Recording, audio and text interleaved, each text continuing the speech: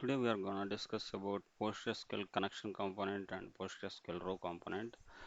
In PostgreSQL connection component, we got to define the Postgres, Postgres database related connection related parameters. So here you'll be having by default you'll be having prior to v9. This is like the database version.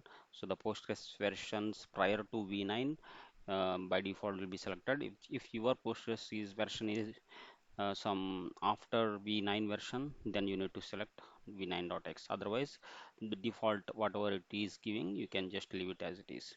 And like any Postgres connection will be in need of these six parameters: the host name, port name, database name, schema name, username, and the password. So all these parameters can be defined you can provide the values in context variables, so by defining over here or else you can provide these context parameters in the context parameter file and provide the values in the context parameter file. Anyway is fine. And here you can use a shared database connection also.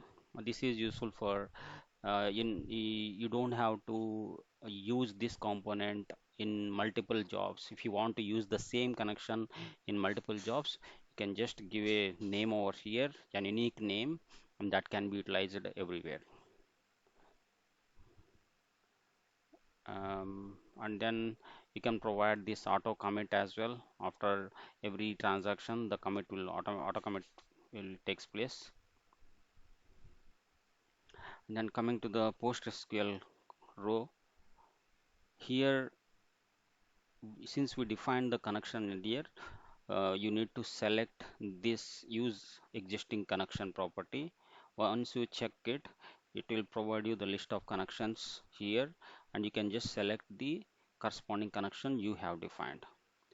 And then coming over here in this, okay, the next is table name. This schema, you don't have to provide anything, you can just leave it. Coming to table name also, you don't have to provide anything, just leave it as it is.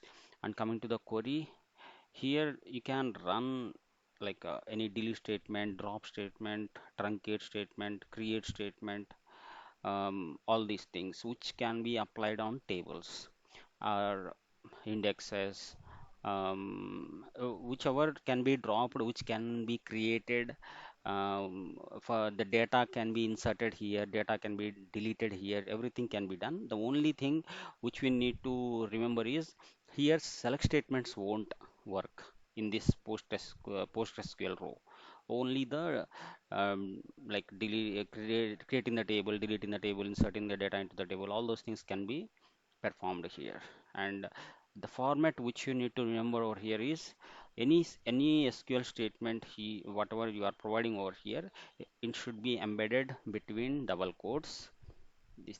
And then any table or column which is being used over here, that should be prefixed and suffixed with slash double quotes. And at the end of the statement, you should have a semicolon. This is the format you need to follow.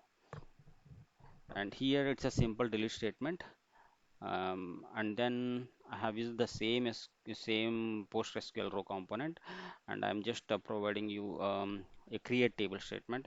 Here also I'm following the same format, prefix and suffix of the statement will be having double quotes, and a prefix and suffix of table name and the column names will be having with slash double quotes, and at the end of the statement you should have a semicolon. That's what I have provided over here. So this is another kind of statement. And the third one is we can run multiple statements in the same component PostgreSQL row.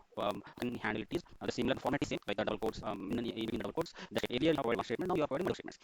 The only thing you need to consider is semicolon should be there for every statement. Here the create table has ended over here, and there is a semicolon at the end, and the delete statement is started over here, and it is ended with a semicolon. And whatever format I told you, table name and the column names should be prefixed and suffixed with slash double quotes. They are there here as well. The only thing you need to take care is, um, after providing all the statements, the beginning of the beginning of the query, here if you see the first character is double quotes and the last character is double quotes. Between these two double quotes only, how many statements you want to put, you want to have, those things can be written over here, and every statement should be ended with semicolon. I hope you guys understood well. Thank you.